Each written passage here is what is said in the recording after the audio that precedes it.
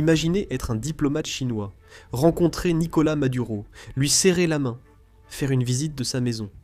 2 heures plus tard, les forces spéciales américaines atterrissent sur le toit et capturent Maduro. C'est exactement ce qui s'est passé, et c'est pourquoi la réaction chinoise à la capture de Maduro a été très en colère. Notre Carilo.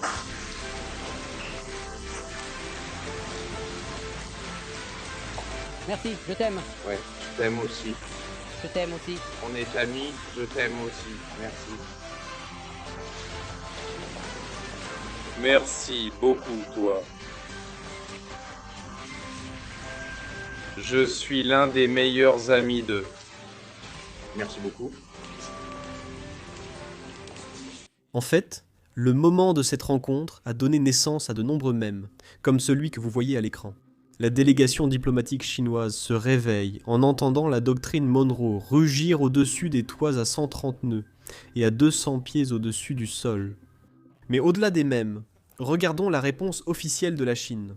En effet, elle a évolué au cours des dernières 48 heures. Voici la première.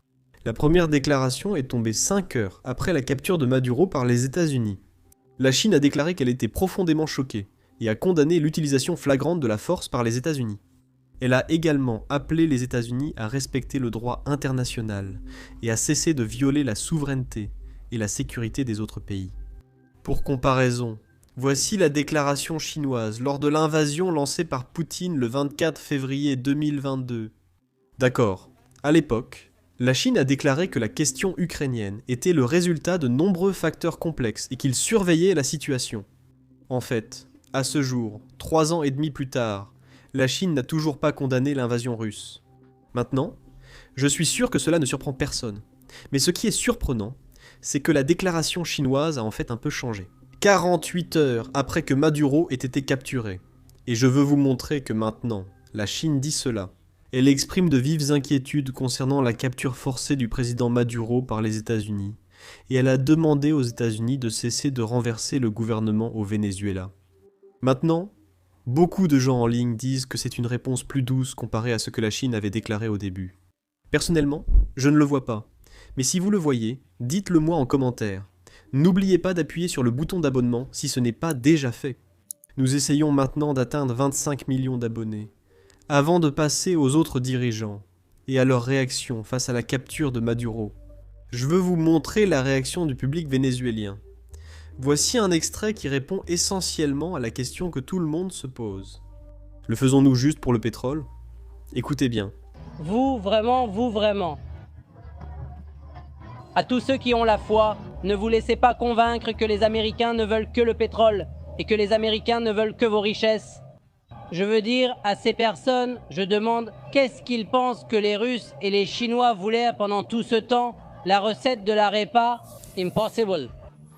Et maintenant, voici une autre réponse vénézuélienne qui explique pratiquement tout, à part le pétrole, à tous mes amis non vénézuéliens. Vous voyez peut-être la nuit dernière comme une intervention nécessaire pour nous, Vénézuéliens. Mais elle pourrait marquer la fin d'un cauchemar de plusieurs décennies. Nous évoquons une dictature criminelle ayant systématiquement démantelé les droits humains au Venezuela.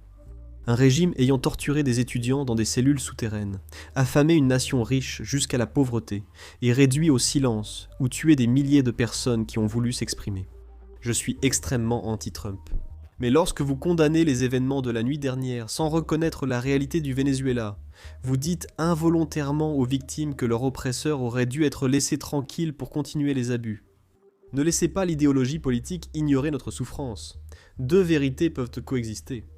Vous pouvez vous opposer à l'administration actuelle, et vous pouvez être soulagé qu'un monstre ne soit plus au pouvoir. S'il vous plaît, ne laissez pas votre idéologie politique faire de vous un apologiste involontaire d'un tyran.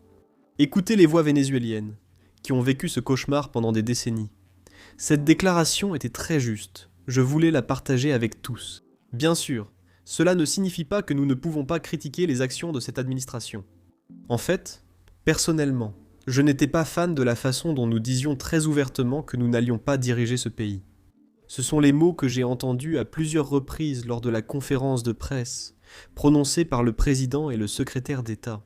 Je comprends maintenant que notre implication est peut-être nécessaire pour faire évoluer le pays vers une démocratie.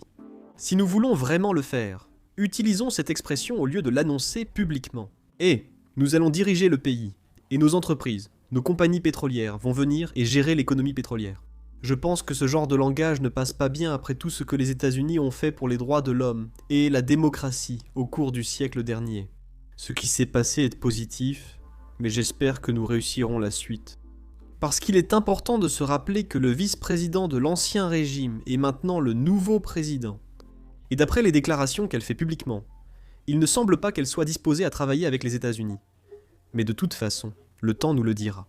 En nous concentrant sur la réaction européenne, on constate que presque tous les pays ont adressé un message similaire.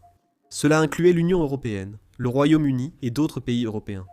Ils ont tous affirmé ne pas reconnaître Nicolás Maduro comme président du Venezuela, d'où les sanctions imposées par leur pays.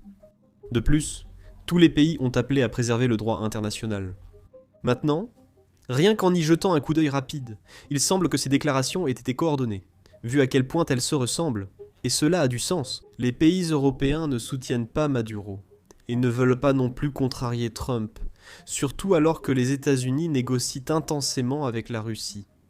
Mais ils ne sont probablement pas entièrement d'accord avec les actions qui ont eu lieu maintenant.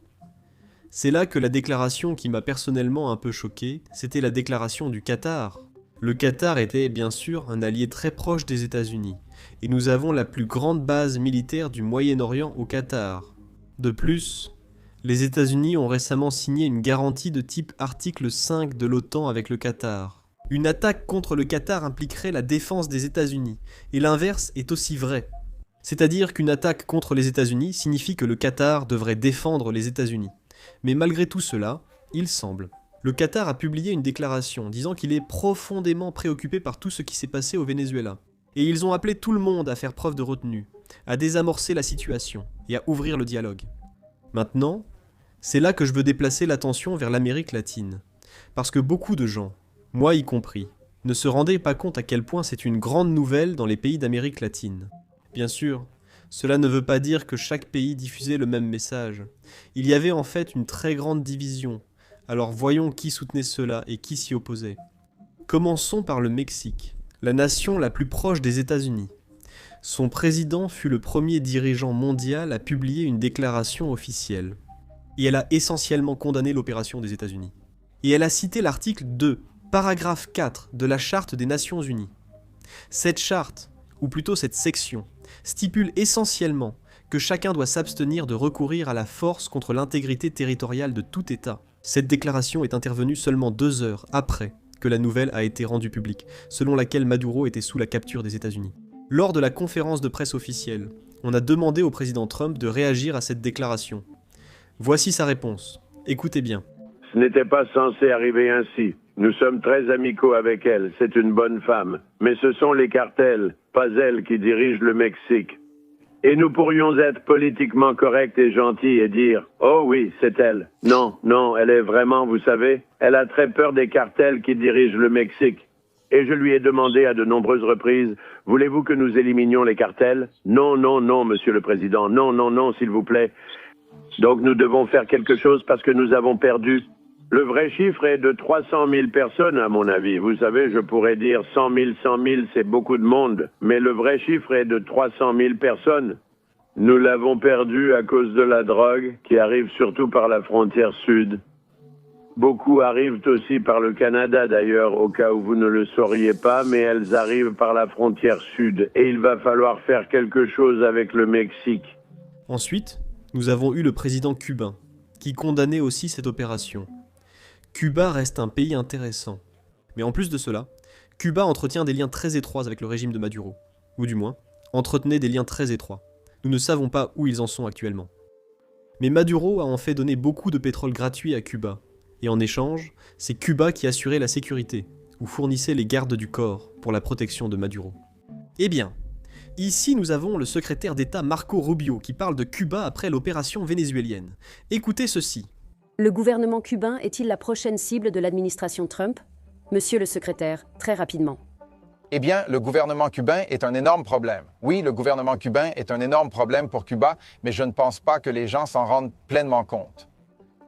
Ils sont dans une situation difficile. Je ne discuterai pas de nos prochaines étapes, ni de nos politiques pour l'instant. Il n'est pas secret que nous ne sommes pas de grands fans du régime cubain, qui d'ailleurs sont ceux qui soutenaient Maduro. Toute sa force de sécurité intérieure, son appareil de sécurité interne, est entièrement contrôlé par les Cubains. L'une des histoires méconnues ici, c'est qu'en fait, on parle de colonisation, parce que je crois que vous l'avez dit. Dulcy Rodriguez a mentionné que ceux qui ont en quelque sorte colonisé, du moins à l'intérieur du régime, ce sont les Cubains.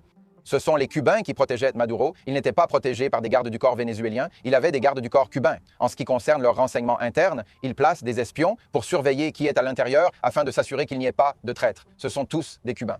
Des pays comme le Brésil, le Chili, la Colombie, le Mexique et l'Uruguay ont publié une déclaration commune condamnant l'attaque. Mais cela ne veut pas dire que tous les pays d'Amérique latine étaient contre cette chose. Nous avons aussi eu des pays qui l'ont soutenu. Cela comprenait l'Argentine, El Salvador, l'Équateur et le Paraguay. Maintenant, la réaction russe est quelque chose que nous avons déjà abordé dans une vidéo dédiée. Mais les Russes, en gros, ils n'arrivent pas à avoir une version cohérente de leur histoire. Ils voulaient défendre l'Argentine, mais il semble qu'aucune de leurs armes n'ait réellement fonctionné. Ces derniers jours ont été très mouvementés, et je suis sûr que la plupart d'entre vous sont au courant. Nous devions d'abord nous reposer. C'est pourquoi il y a peu de vidéos, principalement de l'audio. De plus, l'invasion Russie-Ukraine se poursuit et s'intensifie. L'Ukraine augmente sa production de drones, donc il mène des attaques majeures contre les infrastructures russes. En plus de cela, nous avons la capture de Maduro, mais les manifestations en Iran prennent de l'ampleur comme une traînée de poudre.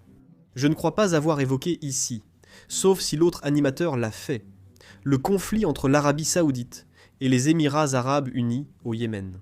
Cela a commencé le 28 décembre et la guerre civile au Yémen semble reprendre fortement. Clairement, 2026 ne s'annonce pas paisible, car son début était déjà plus mouvementé que 2025. Mais de toute façon, nous vous tiendrons informés de toutes les actualités. Je m'appelle Sam et je vous retrouve dans la prochaine vidéo. L'un des problèmes avec la réalisation de vidéos comme celle-ci, où l'on montre beaucoup de frappes de drones, même si aucun humain ou soldat russe n'est blessé dans la vidéo. YouTube démonétise ou restreint généralement nos vidéos. En fait, la semaine dernière, nous avons eu 4 vidéos de guerre qui ont été démonétisées, selon YouTube. Diffuser des frappes de drones ou des images du front n'est pas adapté aux annonceurs, d'où la restriction des vidéos. Mais c'est la réalité de la guerre moderne, et c'est la guerre que les Ukrainiens mènent et essaient de survivre. Nous pensons donc qu'il est important de couvrir tout cela, et c'est pourquoi nous avons lancé notre propre plateforme, Business Basics. Nous l'avons construite à partir de zéro, donc nous n'avons aucune restriction.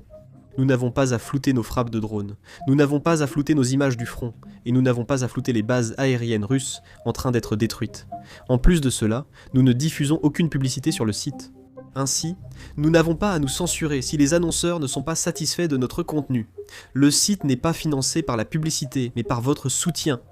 Donc si vous êtes quelqu'un qui s'intéresse à ce type de couverture, et si vous voulez regarder nos vidéos sans censure et obtenir du contenu bonus que nous ne pouvons tout simplement pas mettre en ligne ici sur YouTube, alors rejoignez-nous sans hésiter sur basicsinsider.com.